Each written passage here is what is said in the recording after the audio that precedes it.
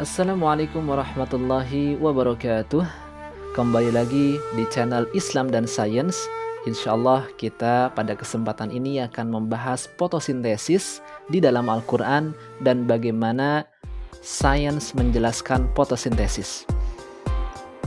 Allah Subhanahu wa Ta'ala berfirman di dalam Quran Surah Ali Imran ayat ke-190 sampai 191.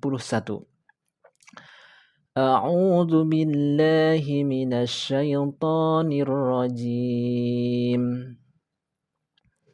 Inna fi khalqis samawati wal ardi wa ikhtilafil laili wan nahari la ayatin li ulil albab.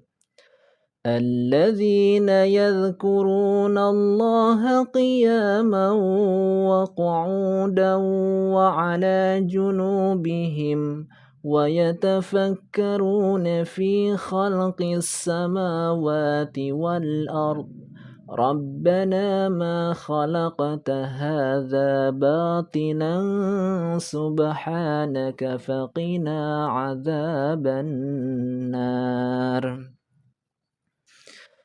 Sesungguhnya dalam penciptaan langit dan bumi dan silih bergantinya malam dan siang terdapat tanda-tanda kekuasaan Allah bagi orang-orang yang berakal, yaitu orang-orang yang mengingat Allah ketika berdiri atau duduk atau dalam keadaan berbaring, dan mereka memikirkan tentang penciptaan langit dan bumi seraya berkata, "Ya Tuhan kami, tiadalah Engkau menciptakan ini dengan sia-sia. Maha suci Engkau, maka peliharalah kami dari siksa neraka." Quran Surah Ali Imran ayat 190 sampai 191. Teman-teman semua, pada video sebelumnya kita sudah membahas betapa pentingnya kita menanam pohon dan betapa mulianya balasan yang diberikan Allah Subhanahu wa Ta'ala kepada orang-orang yang menanam pohon. Tapi tak kalah penting dari itu, kita juga harus tahu mempelajari proses lebih detail yang terjadi di dalam pohon itu sendiri, sehingga dengannya semakin bertambah keimanan dan kecintaan kita kepada Allah Subhanahu wa Ta'ala, seperti yang disampaikan Allah dalam Quran Surah Ali Imran tadi, bahwa penting bagi kita mengingat Allah dalam keadaan berdiri, duduk atau berbaring, dan memikirkan tentang penciptaan langit dan bumi. Di dalam tumbuhan terdapat proses yang sangat penting dan kritikal yang disebut dengan fotosintesis. Ilmuwan barat baru mengenal istilah fotosintesis pada abad ke-17. Mereka mengatakan tanaman dapat tumbuh dengan air tanpa memerlukan tanah sebagai sumber makanannya. Kemudian pada awal abad ke-19, ahli kimia dan fisikawan Perancis melakukan eksperimen. Berdasarkan hasil eksperimennya, dia merumuskan persamaan dasar untuk fotosintesis yang melibatkan karbon dioksida dan air, yaitu 6CO2 plus 6H2O dibantu oleh cahaya matahari menghasilkan C6H12O6 plus 6O2. Rumus ini kemudian dikembangkan lagi setelah mereka berhasil mengisolasi dan mengidentifikasi reaksi-reaksi kimia di dalam proses fotosintesis. Tahukah kamu, Allah Subhanahu wa Ta'ala telah menyampaikan hal tersebut di dalam Al-Quran kepada Rasulullah SAW pada abad ke-6, sedangkan penelitian disampaikan oleh ilmuwan terkait hal ini baru bermula pada abad ke-17. Pada surat An-Naba ayat ke-13 sampai ke-16, Allah Subhanahu wa Ta'ala berfirman, وَجَعَلْنَا سِرَاجًا وَهَّاجًا وَأَنزَلْنَا مِنَ الْمُعْصِرَاتِ مَاءً ثَجَّاجًا لِنُخْرِجَ بِهِ حَبًّا وَنَبَاتًا وَجَنَّاتٍ أَلْفَافًا. Dan kami jadikan pelita yang amat terang, yaitu matahari, Dan kami turunkan dari awan air yang banyak tercurah, supaya kami tumbuhkan dengan air itu biji-bijian dan tumbuh-tumbuhan dan kebun-kebun yang lebat. Quran Surah An-Naba ayat ke-13 sampai 16. Dari ayat tersebut, kita dapat mengetahui bahwa tumbuhan itu dapat tumbuh bermula dari proses fotosintesis yang bahan utamanya adalah air, sebagaimana yang Allah sampaikan. Wa anzalna minal mu'sirati ma'an sajjaja. Dan kami turunkan dari awan air yang banyak tercurah. Linukhrija bihi habban wa nabata, supaya kami tumbuhkan dengan air itu biji-bijian dan tumbuh-tumbuhan. Namun, air dan CO2 saja tidaklah cukup. Diperlukan bantuan sinar matahari yang fungsinya sangat krusial dalam proses fotosintesis. Energi matahari berupa foton membantu mengekstraksi partikel elektron dari fotosistem 2 ke fotosistem 1 yang biasa kita kenal dengan transfer elektron dan nanti digunakan untuk mengikat ion H+ pada NHDA. Kehilangan elektron diganti dengan elektron hasil dari pemecahan H2O yang disebut dengan proses fotolisis. Fungsi matahari inilah yang Allah sampaikan di dalam Quran.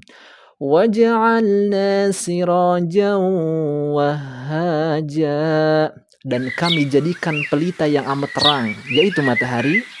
وَأَنزَلْنَا مِنَ الْمُعْصِرَاتِ مَاءً ثَجَّاجًا,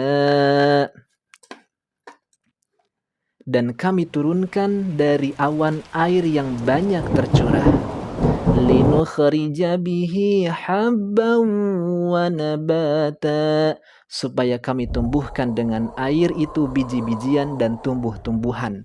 Jadi urutannya adalah Allah menjadikan cahaya matahari, kemudian Allah menurunkan air, dan baru setelah itu linukhrija bihi habba wa nabata, tumbuhlah dari air dan cahaya matahari itu biji-bijian dan tumbuh-tumbuhan. Akan tetapi energi matahari tidak dapat diserap begitu saja. Ada bagian tumbuhan di dalam daun yang berfungsi menyerap cahaya sehingga dapat bereaksi dalam proses fotosintesis. Allah Subhanahu wa taala berfirman di dalam Quran surah Al-An'am ayat ke-99. Wa huwa alladhi anzala minas samaa'i ma'an fa akhrajna bihi nabata kulli syai' فأخرجنا به نبات كل شيء فأخرجنا منه خضرا. Dan dialah yang menurunkan air hujan dari langit, lalu kami tumbuhkan dengan air itu segala macam tumbuh-tumbuhan. Maka kami keluarkan dari tumbuh-tumbuhan itu zat hijau. Ayat ini menegaskan bahwa di dalam tumbuhan terdapat pigmen hijau yang merupakan bagian dari struktur tumbuhan, dan dalam istilah biologi, zat hijau daun ini disebut dengan klorofil. Dalam ayat ini terdapat kata فَأَخْرَجْنَا بِهِ نَبَاتَ كُلَّ شَيْءٍ. Allah menumbuhkan dengan air hujan tadi berbagai macam tumbuh-tumbuhan. Selanjutnya Allah mengatakan فَأَخْرَجْنَا مِنْهُ خَضِرًا, maka kami keluarkan minhu darinya. Domir di dalam kalimah minhu ini rujuk kepada kalimat nabat, artinya tumbuhan. Maka kami keluarkan dari tumbuhan itu khadira. Kata khadira di sini berkedudukan sebagai maf'ulun bih atau objek, yakni zat hijau daun. Jadi Allah mengatakan maka kami keluarkan dari tanaman itu zat hijau daun. Kata khadiran terdapat dalam buku yang diterbitkan oleh Majelis Ulama yang bekerja sama dengan LIFI, yakni buku yang terkait dengan Al-Quran dan ayat kauniyah. Di antaranya penulis menggarisbawahi kata khadira di sini adalah klorofil dalam konteks beliau sebagai seorang yang mencoba berijtihad sesuai secara kauni dan disupport oleh para ulama. Arti kata khadiran di sini adalah zat hijau daun atau biasa kita sebut dengan klorofil. Sedangkan ilmuwan barat baru mengenal istilah klorofil pada tahun 1817. Mereka mengisolasi pigmen hijau dari daun bayam dan memisahkannya dari pigmen-pigmen lain yang terkandung dalam daun tersebut.